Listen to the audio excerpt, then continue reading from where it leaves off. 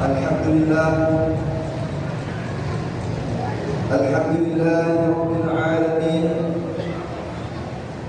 Wassalatu wassalamu ala Sayyidina Muhammadin Muhammadin Amin wa ala alihi wa sahbihi al-tayyibin al-tahirin wa man ittaba'ahum bi ihsanin ila yaumiddin. Asyhadu an la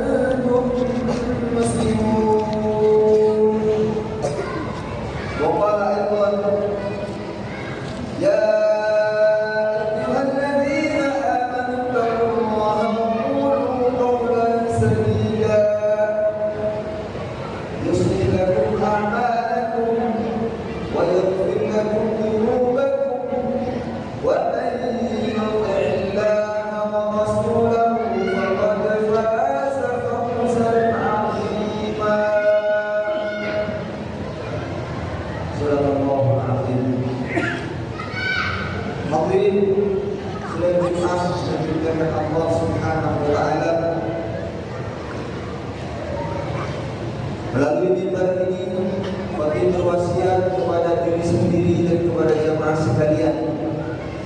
Marilah sama-sama kita meningkatkan ketakwaan kita kepada Allah Subhanahu wa taala dengan sebenar-benarnya takwa.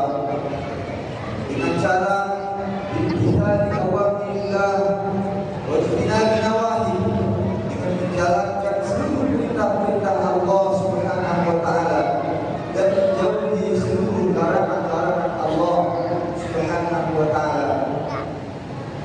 Hadirin sidang Jumat yang dimuliakan Allah Subhanahu wa taala. Dahulu sebelum kita sampai pada saat ini, bahwasanya kita adalah seorang bayi merah yang tak berdaya keluar dari rahim ibu kita. Kemudian beberapa waktu kemudian kita pun menjadi remaja untuk kemudian menjadi sesosok yang dewasa. Lalu hadirin sidang Jumat yang dimuliakan Allah Subhanahu wa taala, beberapa waktu kemudian pun kita menjadi orang tua. Yang dahulu rambut kita hitam, sekarang sudah mulai memutih. Dahulu gigi kita utuh sempurna, kemudian satu persatu bermisi meninggalkan kita. Hadirin sidang Jumat yang dimuliakan Allah Subhanahu wa taala. Kemudian beberapa waktu setelah kita menjadi orang tua, kita pun dijemput oleh yang bernama kematian. Maka seharusnya beberapa fase itu membuat kita sadar bahwa satu saat nanti kita akan pergi meninggalkan dunia ini, melanjutkan kehidupan yang nyata. Bahwasanya setelah kematian barulah kita menjalani kehidupan yang nyata. Karena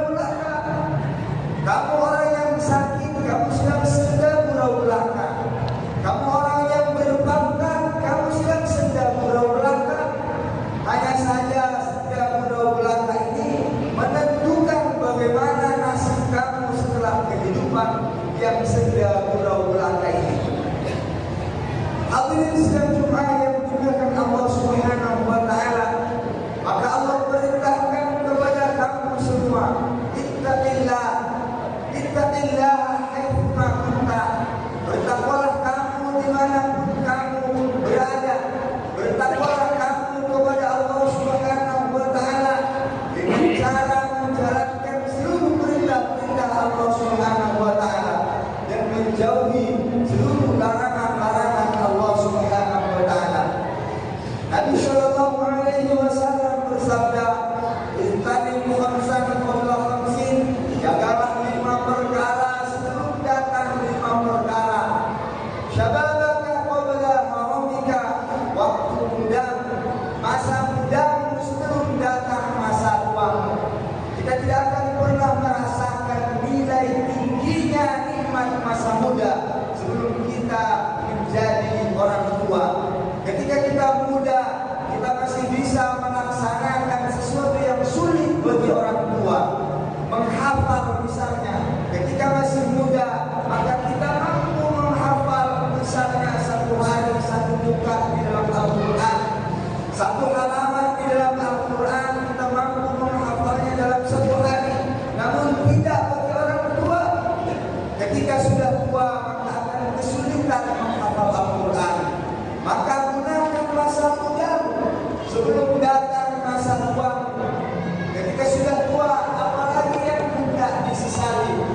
Ketika sudah tua, maka tinggallah penyesalan, tinggallah beramal apa yang bisa diamalkan. Hadirin sidang Jumat yang dimuliakan Allah Subhanahu wa taala. Maka ketika masa muda, anak-anak yang masih muda, gunakan masa muda untuk mempelajari Al-Quran. Gunakan masa muda untuk menghafal Al-Quran. Gunakan masa muda untuk menghafal syariat-syariat Islam. Ketika sudah tua, ketika kita menjadi panutan di tengah-tengah masyarakat, masyarakat pun bertanya kepada kita, lalu kita pun mudah menjelaskan apa yang sudah kita hafal di waktu kita masih muda. Hadirin sekalian Jumat yang dimuliakan Allah Subhanahu wa taala. Iqbal khamsan qabla khamsin. Yang pertama, Nabi sallallahu alaihi wasallam sabdakan, jaga 5 perkara sebelum datang 5 perkara. Yang pertama, masa mudamu sebelum datang masa tuamu. Yang kedua, sehataka qabla saqatika, masa sehatmu sebelum datang masa sakitmu. Ketika kita sehat, kita tidak tahu nilai tingginya waktu sehat. Ketika kita sakit, barulah kita sadar tingginya nikmat sehat. Orang-orang yang berada di rumah sakit, mereka adalah orang-orang yang sadar tingginya nilai nikmat kesehatan. Orang-orang yang ada di masjid ini belum tentu semuanya sadar. Mungkin di antara kita ada yang sadar bahwa duduk merupakan nikmat yang tinggi yang Allah berikan kepada kita. Nikmat dapat melihat adalah nikmat yang tinggi yang Allah berikan kepada kita. Maka setelah nikmat tersebut hilang, barulah kita betul-betul sadar bahwasanya nikmat tersebut merupakan nilainya tinggi yang diberikan oleh Allah Subhanahu wa taala. Hadirin sidang Jumat yang dimuliakan Allah Subhanahu wa taala. Maka gunakanlah masa sehatmu untuk beribadah kepada Allah sebelum datang masa sakitmu. Ketika engkau sulit untuk bergerak, jangankan untuk melaksanakan sholat, engkau hanya terbaring duduk pun tak kuasa, engkau tak bisa berdiri untuk melaksanakan sholat. Hadirin yang mulia, ketika itu kita pun akan bersedih, beramal tak bisa, penyesalan pun datang. Ketika itu kita tak bisa lagi apa-apa. Maka hadirin sidang Jumat yang dimuliakan Allah Subhanahu wa taala. Yang ketiga, Nabi sallallahu alaihi wasallam juga sabdakan, "Ihtanim ghinaka qabla faqrika."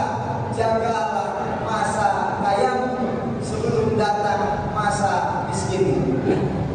Maka hadirin sidang Jumat yang dimuliakan Allah Subhanahu wa taala, kekayaan itu merupakan nikmat yang Allah beri kepada kita, yang mana tidak kita sadari tingginya nilai nikmat harta tersebut, kecuali harta tersebut telah hilang dari kehidupan kita. Maka infakkanlah harta kekayaanmu sebelum datang masa miskinmu. Ketika di mana engkau tak mempunyai Jagalah harta yang kita punya dengan mensedekahkan harta kita. Sesungguhnya harta yang disedekahkan akan dijaga oleh Allah Subhanahu wa taala. Bahkan dikatakan harta yang disedekahkan akan menjaga kita. Harta yang tidak disedekahkan, kita akan menjadi penjaga harta tersebut. Harta yang kita miliki, harta yang ada di tangan kita, ada hak-hak orang lain di dalamnya, termasuk hak orang fakir dan orang miskin, termasuk di dalamnya harta anak-anak yatim. Maka keluarkanlah zakatnya, bersihkan sekku amwalakum bizakat, bersihkanlah hartamu dengan zakat, keluarkan zakatnya 25% di dalam satu haul. 2,5% adalah nisabnya, sedangkan satu haul adalah per tahunnya. Zakat dikeluarkan dalam satu kali dalam satu tahun, namanya haul. Zakat tidak dikeluarkan per bulan, tetapi zakat dikeluarkan per tahun. Ketika seseorang tidak mengeluarkan zakat hartanya, maka harta tersebut disamakan harganya dengan harga emas sebanyak 94 gram. Atau di dalam kaidah lain, di dalam pendapat lain 84 gram. Ketika 84 gram mempunyai nominal 75 juta misalnya, maka yang dikeluarkan zakatnya adalah 2,5% dari 75 juta. Caranya bagaimana? Caranya adalah 75 juta dikali 2,5%, berapa hasilnya? Maka hasil itulah yang kita keluarkan sebagai zakatnya. Mungkin barangkali 75 juta dikali 2,5%, hasilnya sekitar 1.800.000 rupiah.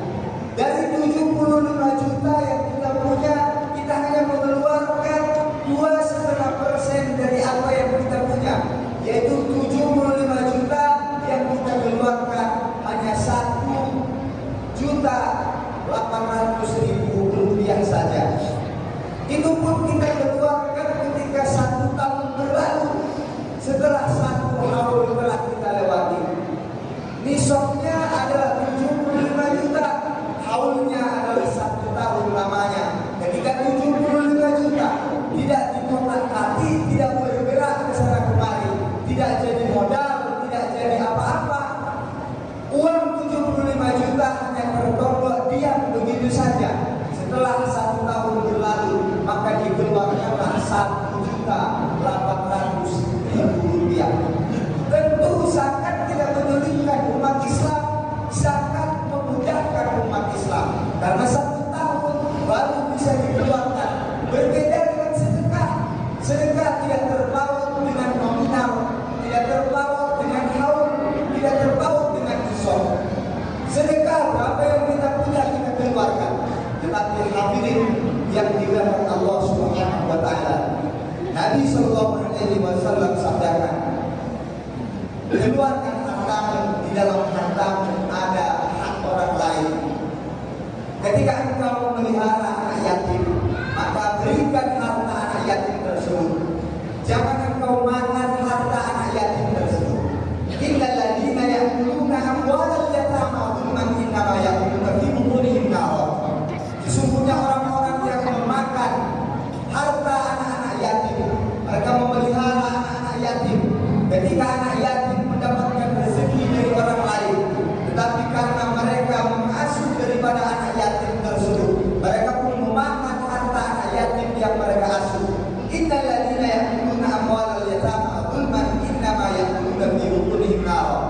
Sesungguhnya orang-orang tersebut yang memakan harta anak-anak yatim itu, mereka sesungguhnya memakan bara api neraka yang mereka masukkan ke dalam perut mereka. Hadirin sidang Jumat yang dimuliakan Allah Subhanahu wa taala, maka keluarkan harta kita dalam masa kekayaan kita sebelum datang masa kemiskinan kita. Selanjutnya, ihtanim khamsan qabla khamsin, syababaka qabla haramika, wa sihhataka qabla saqamika, wa ghinaka qabla faqrika, wa faraghaka qabla syughlika. Gunakan masa luangmu sebelum datang masa sibuk. Gunakan masa luangmu sebelum datang masa sempitmu. Gunakan untuk ketaatan kepada Allah Subhanahu wa Ta'ala.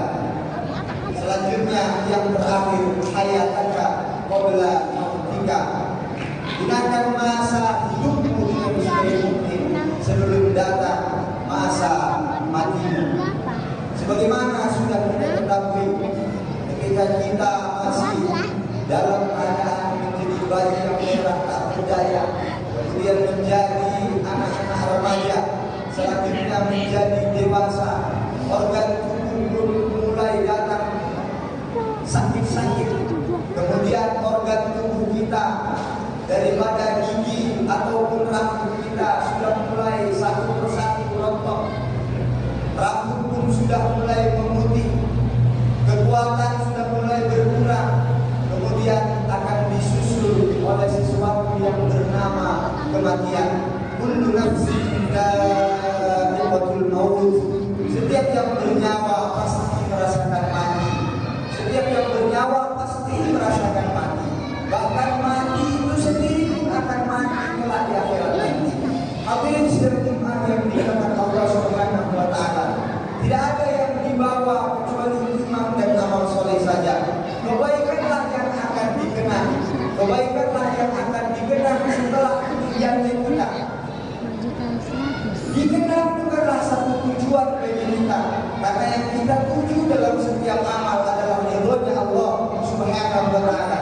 Tetapi menjadi hukum alam, orang yang baik ketika hidup di dunia, maka ketika dia sudah meninggal dunia, dia akan dikenang sebagai orang yang baik. Tetapi sebaliknya, jika dia berbuat buruk ketika hidup di dunia, maka dia pun akan dikenang sebagai orang yang buruk di tengah-tengah masyarakat. Hadirin sekalian yang dimuliakan Allah Subhanahu wa Ta'ala, itu bagi masyarakat penduduk. Bagaimana dengan penduduk langit? Juga seperti itu, orang-orang yang ketika baik hidupnya di dunia, penduduk langit pun akan mengenang mereka sebagai orang yang baik. Bahkan ketika mereka meninggal dunia, jangankan penduduk bumi dan penduduk langit, bahkan bumi itu sendiri mengatakan kepada orang yang baik itu, orang yang meninggal itu, dia akan katakan kepada orang yang meninggal itu, selamat datang wahai fulan bin fulan. Di antara orang-orang yang berjalan di atas kata bumi, engkaulah orang yang paling aku cintai. Kini engkau telah datang kepadaku, maka lihatlah apa yang akan aku perbuat kepadamu. Ketika itu setelah dia dimasukkan ke dalam kuburnya, maka kubur pun akan meluas seluas mata memandang. Jendela-jendela surga, pintu-pintu surga akan dibukakan sehingga harum-harum surga pun masuk ke dalam kuburnya. Dia pun akan bahagia di dalam kuburnya. Dia merasakan sebentar saja di dalam kuburnya. Bahkan dikatakan ketika dia menunggu datangnya hari kiamat, dia tidak merasakan di dalam kubur begitu lama. Bahkan dia merasakan waktu yang begitu singkat saja. Dikatakan bahwa orang yang soleh, orang yang berbuat baik ketika di dunia, mengerjakan apa yang diperintahkan Allah, tinggalkan apa yang dilarang oleh Allah Subhanahu wa Ta'ala, maka dia menunggu datangnya hari kiamat sebagaimana tidurnya sepasang pengantin saja. Laki-laki mengajar perempuan, laki-laki mengejar si perempuan, kemudian sibuk kejar-kejaran, kemudian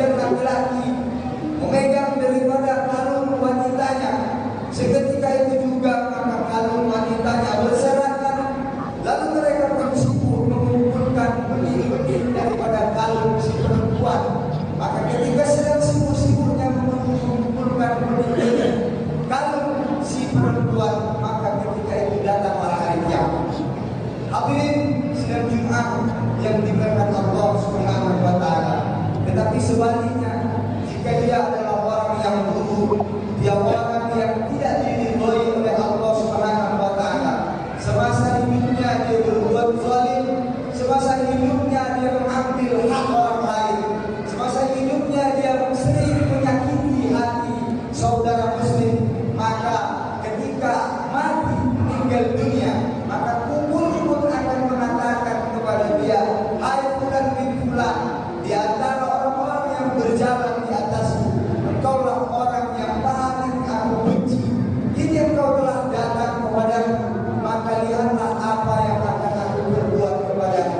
Maka ketika dia dimasukkan ke dalam kuburnya, kubur pun akan menghimpitnya sehingga tulang rusuknya saling bersilangan. Kemudian di dalam kuburnya diletakkan bara api. Kemudian pun dia diguling-gulingkan siang dan malam.